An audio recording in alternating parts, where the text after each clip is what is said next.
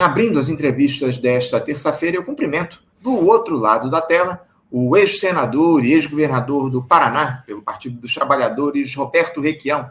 Roberto Requião, bom dia. Bom dia, Anderson. Prazer danado bater um papo com você. Uma alegria contar novamente. Tenho saudade sempre do Faixa Livre e saudade do seu antecessor, o Passarinho. Sim, o Passarinho está sempre aqui de olho, acompanhando as nossas transmissões. Muito obrigado, Requião, pela tua participação aqui conosco. É sempre uma alegria nossa dialogar com você aqui no nosso programa. Requião, o Brasil ele começa aí a ter um horizonte de esperança com essa vitória do ex-presidente Lula no último dia 30, eleito para um novo mandato na chefia do Executivo Federal. Ainda que haja uma divisão muito intensa no nosso país, Requião, a figura do petista, ele que é um exímio conciliador, pode ser importante nesse processo de pacificação que se impõe a partir de uma gestão autoritária, como foi essa do Jair Bolsonaro. Requião, o que dá para esperar desse novo momento que o país passará a viver a partir de janeiro de 2023?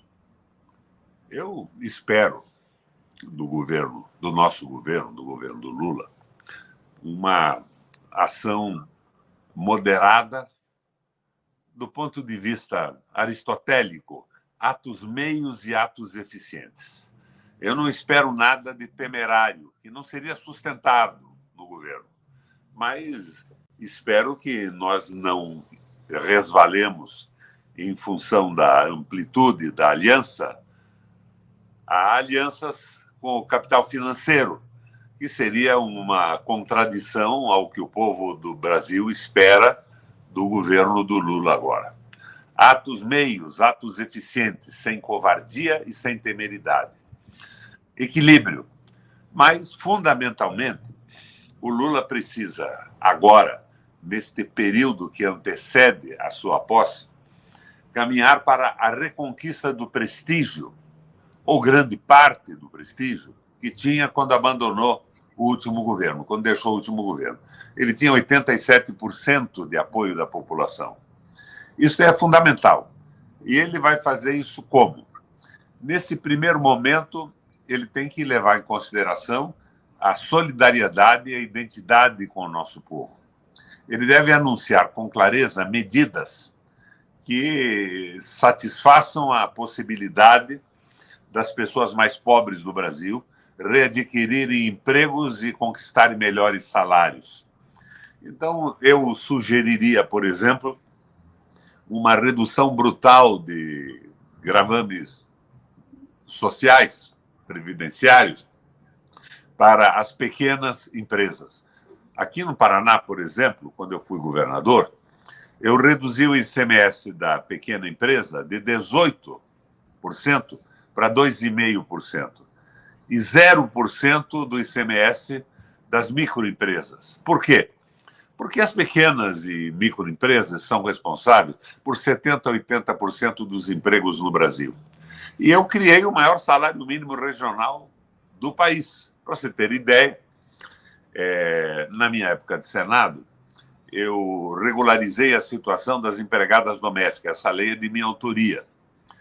E hoje nós temos o salário mínimo regional do Paraná, onde o salário mínimo de uma doméstica é R$ 1.680. Mas nós precisamos também, nesse momento, cuidar da redução dos encargos sociais para as donas de casa, ao mesmo tempo em que nós compensamos, isso é uma perda pequena, mas compensamos isso com o imposto de renda em cima dos lucros de capital. O Lula deve anunciar com clareza uma série de medidas nesse sentido, de criação de emprego e tudo mais. Desta forma, ele avança na sua popularidade. Pode não chegar, num primeiro momento, aos 87%, mas pode avançar até 70% a 75%. E isto daria condição ao Lula de tomar medidas fundamentais e necessárias para a retomada da industrialização e do crescimento no Brasil. Nós temos que trazer a Petrobras de novo para o seio do governo do Estado e funcionando conforme os interesses do país. Há pouco tempo atrás, 80% dos investimentos no país, Anderson, eram feitos pela Petrobras. Hoje nós estamos pagando um verdadeiro roubo de custo de combustíveis para viabilizar os 188 bilhões de reais de lucro para os acionistas. Uma boa parte dele, uma grande parte, 63,6% acionistas privados. Nós temos que recuperar a Petrobras sem a menor sombra de dúvida. Nós temos que trazer de volta para os interesses nacionais a Eletrobras. Eu não consigo imaginar, por exemplo, que a Eletrobras, comprada por capital chinês, americano, europeu, se dedique a oferecer tarifas razoáveis para o crescimento industrial do Brasil e a melhoria da condição da casa da população. E isto, no momento, eles vão pensar no lucro exclusivamente. No momento em que a França estatiza a sua energia elétrica, que a Alemanha estatiza a energia elétrica e os combustíveis. No momento, por exemplo, que Londres e Paris reestatizam o sistema de saneamento básico de produção de água e tratamento de esgoto. Nós estamos no caminho contrário disso tudo. Nós estamos nessa estupidez do liberalismo selvagem, que é um erro no mundo inteiro. E, fundamentalmente, nós precisamos partir para a liberação do país do capital financeiro vadio, desta globalização suportada na centralização e acumulação do capital na mão de muito pouca gente. Até o Papa Francisco se bate contra isso. Uhum. Nós temos que reconquistar o Banco Central para servir a um projeto de desenvolvimento nacional. Senão, nós estaremos nos encaminhando por uma frustração. Mas eu acredito no Lula e eu acho que o Lula parte para isso. Mas, fundamentalmente, aristotelicamente, Anderson, sem temeridade, mas sem a covardia da rendição aos interesses predadores do capital financeiro. O nosso temor é justamente esse, não é, o Requião? As escolhas aí que o Lula fará ao longo dos próximos meses, enfim. Agora, você chegou a conversar com o Lula, Requião, nesse período pós-vitória eleitoral, né? Nessa pouco mais de uma semana, você não chegou a falar com ele, não? Conversei anteriormente, agora não. Mas eu tenho confiança no Lula. Eu acho que o Lula é um homem em constante evolução. Aquele menino que nasceu em Caetés, que fez um curso no Senai de torneiro mecânico, foi um dirigente sindical que organizou a maior greve no momento da ditadura militar para defender o interesse dos trabalhadores metalúrgicos. Agora, nós temos algumas coisas diferentes. Você sabe que na época da grande greve capitaneada pelo Lula, nós tínhamos 41 mil trabalhadores no ABC. Hoje nós temos 11 mil. É a robotização, a evolução tecnológica que vai diminuindo o número. Nós temos hoje o problema dos trabalhadores autônomos, dos uberizados. O Lula tem que sinalizar com clareza o estabelecimento, não é nem o restabelecimento, de direitos para essa gente toda, que pela loucura do Guedes no governo Bolsonaro foram precarizados e jogados numa situação terrível, sem 13º, sem férias, sem aposentadoria, sem nada. E ele, desta forma, deixando claro o que vai fazer para a maioria da população, ele consegue capitalizar um apoio popular que lhe dará condições de fazer as reformas necessárias no desastre da Previdência, da Petrobras, da Eletrobras, do Banco Central. Porque não é possível imaginar que vamos sair desta crise para um projeto renovado do processo civilizatório brasileiro sem termos na mão o Banco Central, sem termos na mão a Petrobras, que é a grande capacidade de investimento que nós temos no Brasil. Agora, nós temos, Anderson, uma vantagem incrível nesse momento, que me faz acreditar que o Lula será o mais significativo presidente da história, não do Brasil, mas da América Latina, a partir desse mandato. Ele já é forte com a sua imagem, mas será maior, que é o conflito entre a Rússia e os Estados Unidos, onde a Ucrânia é bucha de canhão, pelo domínio do comércio global. Agora, o Brasil despolitizado não consegue entender bem isso. Você sabe que você conversando na rua, de repente você tem respostas da população de que a Rússia é o país do comunismo. E você sabe que o Putin é mais conservador que o Biden. É um nacionalista russo de direita. Mas este conflito entre os dois blocos nos dão a possibilidade de reforçarmos um bloco latino-americano comandado pelo Lula, pelos interesses geopolíticos do Brasil, em sintonia absoluta com o dos países latino-americanos, e temos um projeto de desenvolvimento, e esse bloco unitário nos dará força suficiente para termos voz nas disputas globais do mundo. Eu acho que nós estamos nesse caminho, e eu vejo no Lula hoje, o Lula que cresceu ao longo da sua vida, não o Lula ex-presidente da República, mas um Lula evoluído com uma consciência nacionalista muito forte. Tenho grandes esperanças nesse governo. Eu te confesso, Requião, que eu não tenho lá tantas esperanças assim como você, não, porque eu queria aproveitar para trazer uma questão que o próprio Lula disse esses dias. Ele avisou que esse próximo governo, que vai se iniciar a partir de janeiro de 2023, não será um governo do Partido dos Trabalhadores. Isso te traz mais preocupação ou mais esperança, Requião, a partir dessa perspectiva que a gente tem da busca da redução das desigualdades no país, o fato de a gente não ter um DNA petista, eu acho que isso nesse próximo governo, como o próprio Lula disse, favorece o aumento da esperança, porque nós não repetiremos os erros do PT. Os erros do PT que se submeteu à imposição de pautas de minorias, o identitarismo e tudo mais. Não que isso tudo não seja, do ponto de vista ético e moral, extremamente relevante, mas deve ser incorporado ao processo civilizatório brasileiro. Não pode ser uma imposição que se contraponha à visão das massas, dos religiosos, dos católicos, dos adventistas no Brasil inteiro. Não é bem assim. Isso faz parte da educação e do processo civilizatório. E tem avançado muito no Brasil. Eu acho que esse governo do Lula deve ser, então, o que eu lhe disse, um governo aristotélico, equilibrado, sem temeridade, mas sem covardia. Eu acho interessante. E a posição do Lula, por exemplo, agora em relação ao meio ambiente, foi muito bacana. Ele deixou claro que a soberania do Brasil tem que ser afirmada, mas que nós temos um compromisso com a humanidade na preservação das qualidades climáticas de sobrevivência da humanidade no mundo. Nós não podemos, de repente, jogar desesperadamente na destruição de tudo.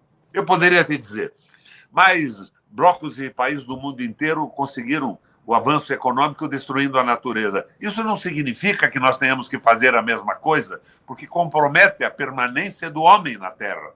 Mas nós precisamos, sem sombra de dúvida, do apoio desses países todos. Nós preservaremos a natureza, nós manteremos intacta a Amazônia, mas nós precisamos de apoio dos que destruíram as suas condições climáticas e naturais nos seus espaços ocupados, para estabelecermos no Brasil um progresso tecnológico e industrial que nos coloque num avanço que nós precisamos. Eu vejo com clareza isso tudo. E tenho muita esperança no governo do Lula. Esse detalhe... Agora, veja, se não fosse uma aliança, e eu no começo até me contrariei com alianças, se não fosse uma aliança, nós não teríamos conseguido a eleição. Estaria o Bolsonaro de novo aí. Porque o Bolsonaro organizou o processo eleitoral mais corrupto e violento, utilizando 400 bilhões de recursos públicos da história do mundo. Mas nós estamos aí no governo e eu tenho certeza que o Lula, depois da cassação da Dilma e da sua prisão, tem consciência de que foi o capital financeiro, a tentativa de globalização, que o derrubou.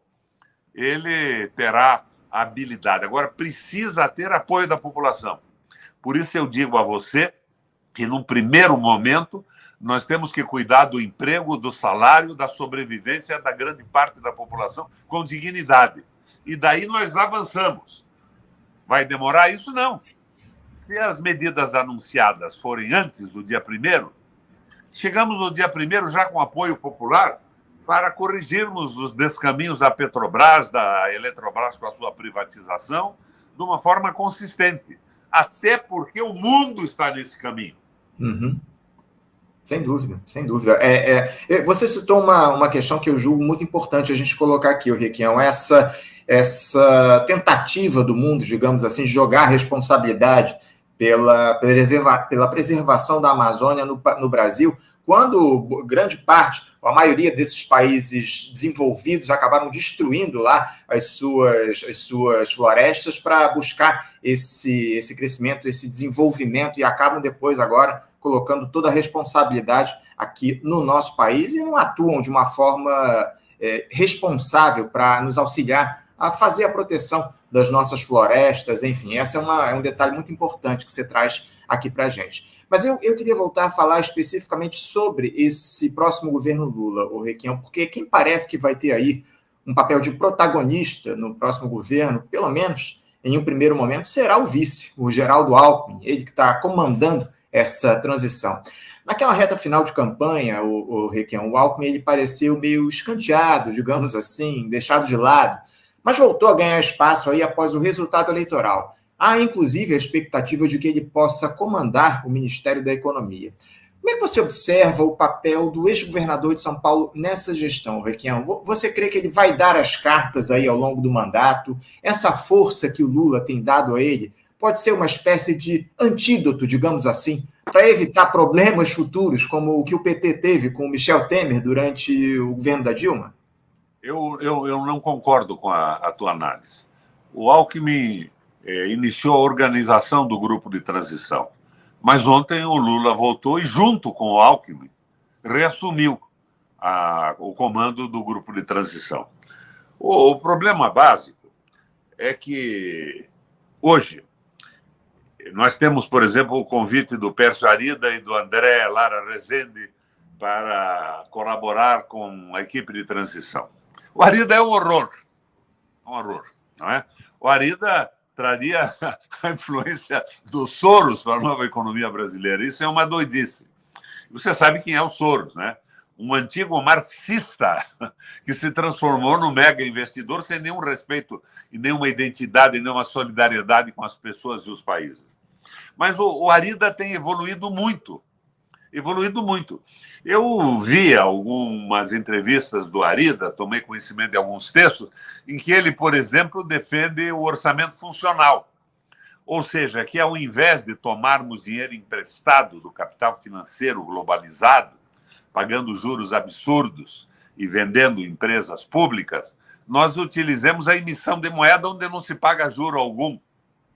É o que faz os Estados Unidos, é o que faz a China, é o que estão fazendo os países mais bem administrados do mundo hoje. Então, eu acho que dentro desta ideia do ato meio, do ato eficiente, nós temos que avançar. Nós não podemos imaginar que a evolução do próximo governo do Lula seja a evolução sonhada por mim ao longo da minha vida. Mas tem que ser uma evolução sólida e sustentável. Eu acho que vamos poder viabilizar isso sem sombra de dúvida. E a contribuição do Alckmin foi absolutamente necessária. Ele vai ser o sujeito que abre a possibilidade da conversa com os setores da economia. O Lula será o presidente da República do Brasil para todos. E eu acredito que, inclusive, o Congresso Nacional, se nós nos afastarmos do contato com as tais lideranças do Congresso, os donos de um partido aqui e outro ali, que na verdade não são donos de nada, Anderson. Os partidos hoje não são estruturas pétreas do ponto de vista ideológico e programático. São meros cartórios de registro de candidatura. O meu velho MDB não existe mais, mas lá atrás ele produziu, nas mãos do Carlos Lessa, do Luciano Coutinho e com alguns palpites meus, A Esperança em Mudança, que foi um documento maravilhoso. É evidente que ele tem que ter a devida redução sociológica, a época em que foi produzido e hoje. Mas foi uma coisa extraordinariamente eficiente. Então, nós temos que avançar nesse sentido. E no Congresso, o governo tem que se relacionar com os parlamentares, porque à medida que ele aceita esses caciques, donos de partido, ele transforma eles em instrumentos de ligação do governo com as bancadas. e dá a eles uma força que eles não têm. O governo tem que levar para o Congresso propostas claras a favor do Brasil. Eu sou meio gramsciano nisso aí, Anderson. Não existe o canalha absoluto. Canalha absoluto é uma figura de literatura. Ninguém se acredita um canalha, o homem é ele e a sua circunstância a cada momento. Se você fizer no Congresso Nacional uma pesquisa perguntando se eles querem a privatização e a entrega da Petrobras, eu tenho certeza absoluta que não.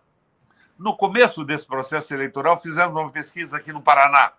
75% da população era a favor da Petrobras pública e não da privatização, dessa fantasia de mercado selvagem, de liberalismo selvagem, que é combatida pelo mundo inteiro e tem no comando da crítica desse combate esse sujeito bacana que é o Papa Francisco, o Jorge Bergoglio. Eu queria destacar, Requião, essa observação que você fez em relação aos partidos políticos aí que acabaram se tornando no país meras representações cartoriais. Essa é a grande verdade. Lamentavelmente, a gente vem avaliando aqui, inclusive partidos do próprio campo progressista, né, Requião? É lamentável isso que a gente tem observado ao longo dos últimos anos, enfim. Agora, Requião, você falou aí sobre essa disputa aí que há, ou essas tentativas de negociação com o Congresso. Eu tenho observado uma certa movimentação lá do atual presidente da Câmara, o Arthur Lira, fazendo sinalizações para o presidente Lula, que vai assumir em 1º de janeiro. Ele está tentando, evidentemente, se manter lá como presidente da Câmara dos Deputados. Inclusive, foi a primeira liderança política aí a parabenizar o Lula pela vitória em 30 de outubro. Como é que você observa essa movimentação do Arthur Lira, ele que hoje é um aliado de primeira hora do Jair Bolsonaro, essa movimentação que ele faz em direção ao governo do PT a partir de janeiro? Você vê com bons olhos essa articulação do Lira?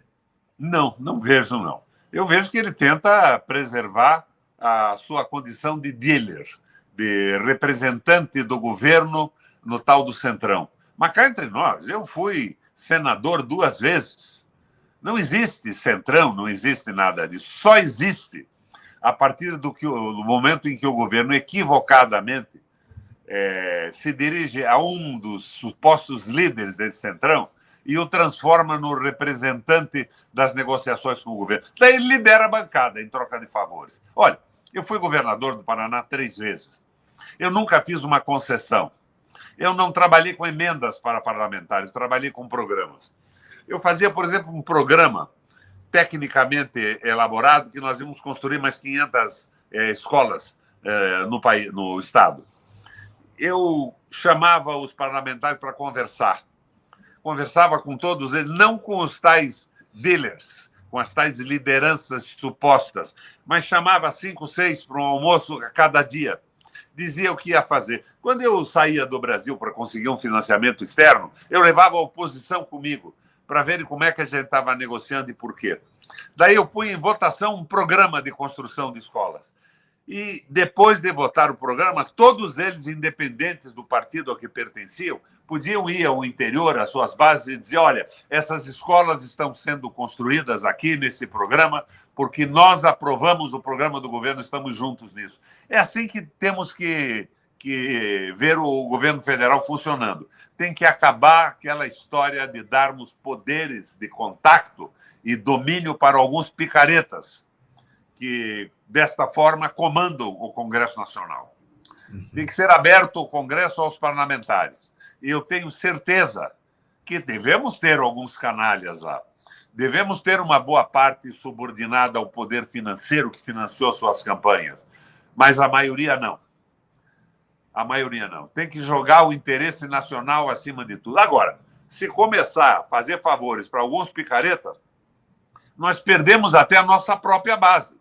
Porque o parlamentar diz o seguinte: vocês estão dando favores em troco de voto para esses bandidos, então, em troco de voto, nós queremos também manter o nosso apoio, senão começamos a criar caso. Foi um erro na condução dos nossos governos anteriores, que não deve ser repetido agora.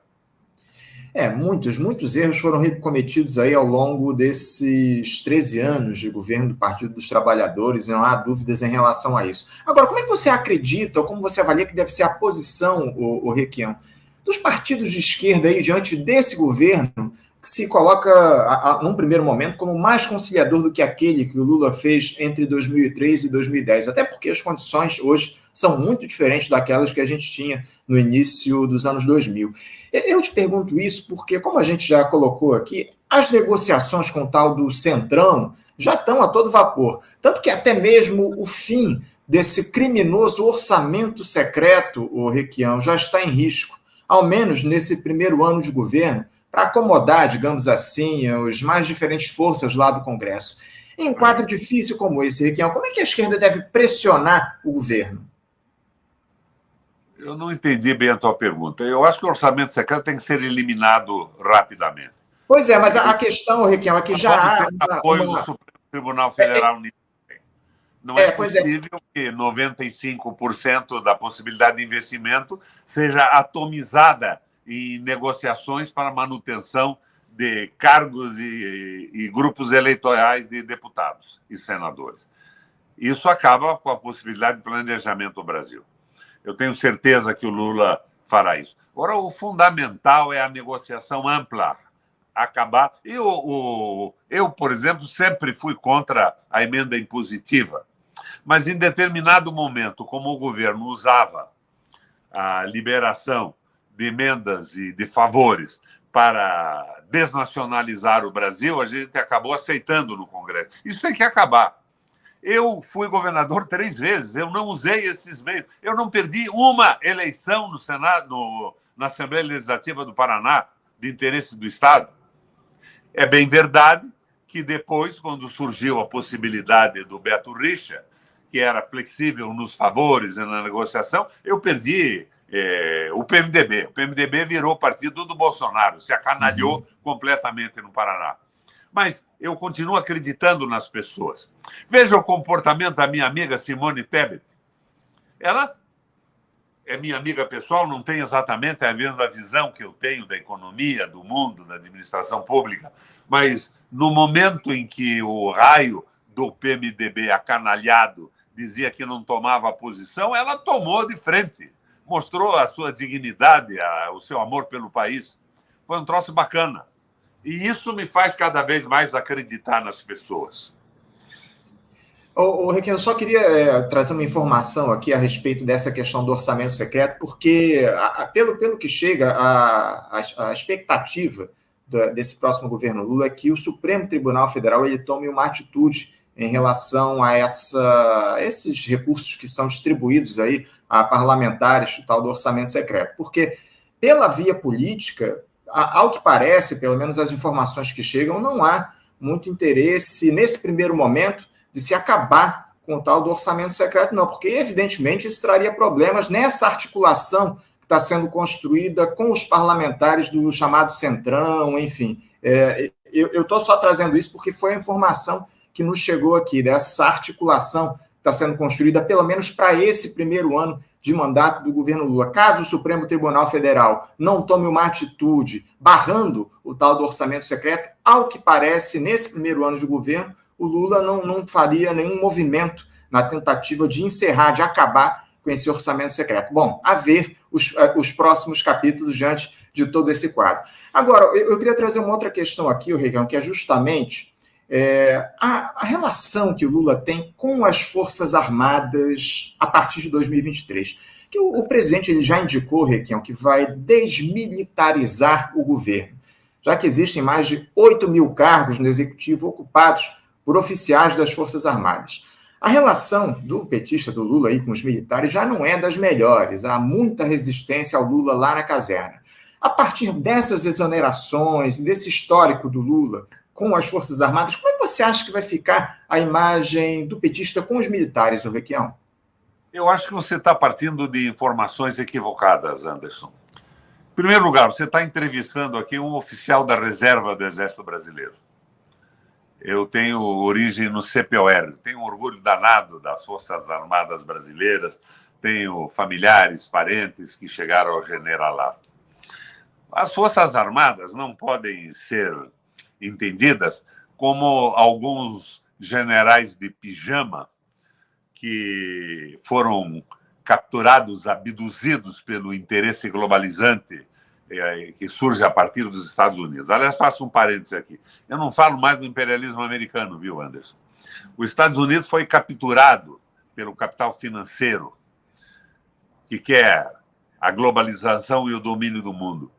Os Estados Unidos hoje está vivendo uma crise inflacionária brutal, milhares, centenas de milhares de pessoas sem moradia nas ruas, com casas tomadas por bancos, morando em praças, morando em automóveis.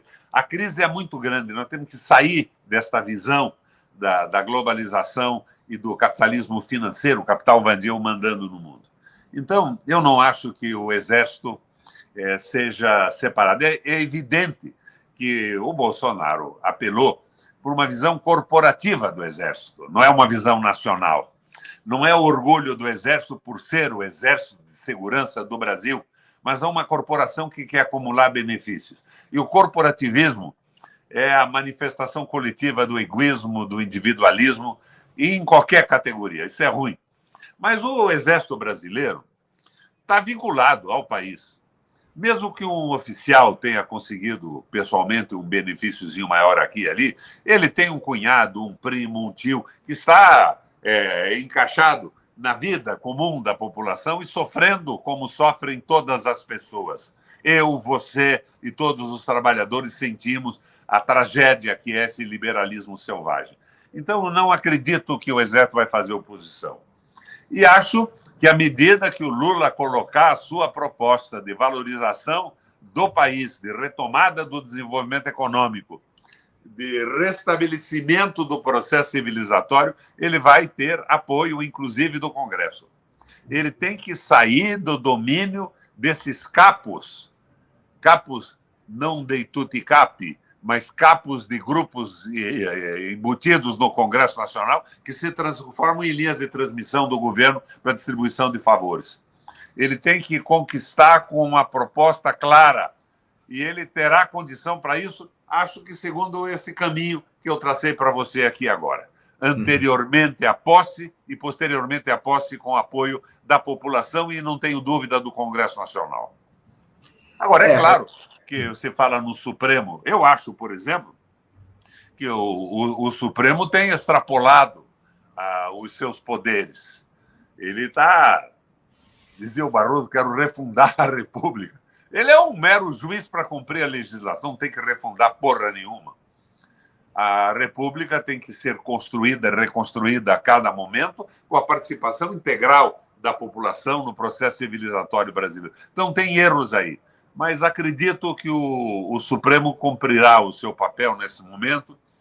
E, além disso, o Lula poderá, com as medidas que eu sugiro, ter o apoio do Congresso Nacional. Eu não tenho... Estou pessimista dessa forma. Agora, se continuar a mesma conversa, se de repente o diálogo não é com o Congresso, é com o Lira, é com o Renan, é com a A, B ou C, daí está liquidado o problema. Daí não vamos a lugar algum mais. Não acredito que isso aconteça. Eu não tenho toda essa confiança no Supremo Tribunal Federal, não, Requião. A gente viu o que foi feito lá lá em 2016, a partir daquele golpe que foi dado no ex-presidente Dilma, que o Supremo assinou embaixo. Essa é a grande verdade, né? Mas, enfim, vamos esperar aí quais serão as próximas posturas aí dos ministros lá do Supremo Tribunal Federal. Requião, eu queria também trazer uma questão, uma informação que surgiu, eu queria a tua posição a respeito disso. O jornalista Ismael Moraes, no blog dele, ele disse que o governador reeleito aí do Paraná, o Ratinho Júnior, ele que estaria disposto a vetar, digamos assim, o seu nome para um eventual posto nessa gestão Lula. Haveria informações de que você está cotado para assumir um cargo na direção-geral em Itaipu Binacional ou até mesmo na presidência da Petrobras. Primeiro, Requião, você estaria disposto a assumir um cargo de chefia em uma dessas estatais, caso haja o convite? Eu não sei nem se já aconteceu, enfim. Você tem conversado com interlocutores do governo nesse sentido? Em primeiro lugar, eu apoiei o Lula para derrotar o Bolsonaro, o liberalismo selvagem e dar uma condição de retomada do processo civilizatório no Brasil. Eu não reivindico nada do governo. É claro, eu fui governador 3 vezes, fui presidente do Parlamento Europeu Latino-Americano, da seção brasileira do Parlasul, tenho alguma experiência nisso e profundos estudos de economia, acompanho a economia do mundo, mas eu não reivindico nada. Não conversei com ninguém a respeito disso e não é reivindicação pessoal minha. Agora, o Ratinho faz qualquer coisa, ele é filho do Ratão, né? Na verdade, o Ratinho é o pai, que é um bolsonarista convicto, mas puxava o saco do Lula, inclusive lá na Granja do Torto, em churrasquinhos e tudo mais. São pessoas desqualificadas do ponto de vista ideológico e cultural. O que o Rato pode querer? Ele está querendo privatizar a nossa companhia de energia elétrica, está privatizando. Já fizeram uma modificação estatutária, dando aos sócios preferenciais o mesmo poder dos sócios das ações ordinárias. Eles estabeleceram no estatuto que a Copel tem que cobrar a tarifa mais alta admitida pela ANEEL, mesmo que não precise disso, e dando o poder aos sócios preferenciais. Na verdade, hoje a Copel está com uma explosão de valor acionário na Bolsa. Essa explosão na Bolsa explode também no bolso dos usuários do sistema, dos nossos empresários e das famílias paranaenses. O Rato é um horror, ele não sabe o que está fazendo. O Rato é um governador pequeno, medíocre, que está na mão desse pessoal do liberalismo econômico. Ele acabou com o sistema educacional do Paraná, botou um comerciante de Minas Gerais na Secretaria de Educação e massacrou as escolas, o ensino. Ele quer substituir professor por ensino remoto, imagina.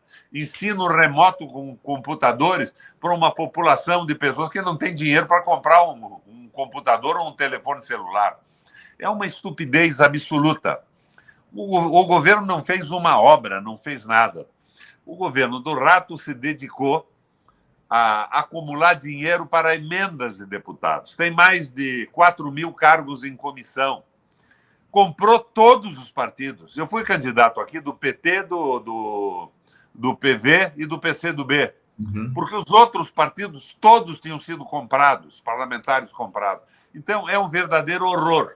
Agora, eu não estou reivindicando do Lula nada mais do que um governo progressista que encaminhe as modificações necessárias e que faça o máximo possível, mas não se comprometa além do possível, o que pode significar, inclusive, a queda do governo nas atuais circunstâncias brasileiras. Eu participo disso por convicção ideológica, filosófica. Eu sou um militante, mais do que um sujeito que foi governador 3 vezes, senador 2 vezes, presidente do Parlamento Europeu Latino-Americano. Eu faço política pelo país por convicção. Eu sou geneticamente um quadro progressista e de esquerda, Anderson. O meu trisavô foi o lugar-tenente do Frei Caneca na Confederação do Equador, o chefe militar. O meu bisavô fundou o primeiro partido operário socialista do Brasil, era um sergipano. E meu pai e meu avô eram militantes. E eu continuo nessa militância. Eu faço política com o sonho de ajudar a transformação do mundo, com solidariedade em relação às pessoas, identidade com o povo. Não procuro cargo, não me preocupo com isso. Agora, o Rato é um desastre. Roberto Requião, 81 anos de grandes serviços prestados ao nosso país. Requião, eu te agradeço demais a tua participação no nosso programa de hoje. Muito obrigado por abrir aqui as nossas entrevistas. Afora uma ou outra discordância, eu acho que a gente tem... a gente enxerga a necessidade que está colocada nesse momento da mesma forma, que é a participação do povo nessa gestão do Lula, que o Lula faça um governo progressista, atendendo aos anseios da população mais pobre. Eu acho que é isso que tem que ficar registrado, essa necessidade que a gente tem de mudar o quadro econômico e social no nosso país a partir desse desastre que vem sendo colocado no país desde o golpe lá na ex-presidente Dilma em 2016. Muito obrigado, Requião, pela tua presença, pela tua participação, e a gente se mantém em contato para dialogar em outros momentos aqui. Obrigado a você, Anderson, ao Faixa Livre. E eu espero que quando você fizer 81 anos, essas poucas discordâncias tuas tenham sido eliminadas e transformadas em concordância. Eu sou um sujeito com posições muito claras, mas eu tenho 81 anos e muita experiência. Eu já fiz política de outra forma, mais enérgica, mais violenta, mais de um idealismo impossível de ser sustentado. Nós precisamos de um governo agora que seja tão progressista quanto a realidade do Brasil permitir, para ser sustentado e poder retomar o processo civilizatório. Eu tenho confiança que o Lula pode fazer isso. É confiança e esperança, não era a nossa coligação? Brasil, Esperança? Isso. Foi assim. Eu, por exemplo, eu ganhei, diz que o Paraná é um estado reacionário, eu ganhei 3 vezes a eleição. Sim. Eu perdi agora pelo domínio absoluto da comunicação, pelo Tribunal Regional Eleitoral trabalhando escancaradamente para o Bolsonaro e para o Rato. Eu não consegui colocar as minhas críticas ao governo do Estado. O Tribunal Regional Eleitoral me tirava do ar, dava direito de resposta e me punia. É um verdadeiro escândalo o que aconteceu aqui. Mas eu não estou aqui para lamentar. São dados da realidade que tem que ser modificada. O judiciário brasileiro precisa ser reestudado. Não é possível que ele assuma essas posições liberais e corporativas e esqueça que a função dele é aplicar a lei e que ele não redige as leis, não cria. Não é o consueto que vale, como o direito consuetudinário de outros países. Nós temos que mexer em muita coisa. O Supremo precisa ser repensado. Muitas coisas têm que ser repensadas, mas nós temos que fazer o que for possível. O ato eficiente, o ato meio, o que pode ser sustentado no momento. Temos que avançar passo por passo. Eu espero isso do Lula. E a minha grande reivindicação, depois de ter me jogado de corpo e alma, entrado no PT para participar dessa campanha, é essa: que nós façamos o melhor governo possível e sustentável nesse momento. Um abração, Anderson. É o que a gente espera. Um abraço, senador. Até a próxima.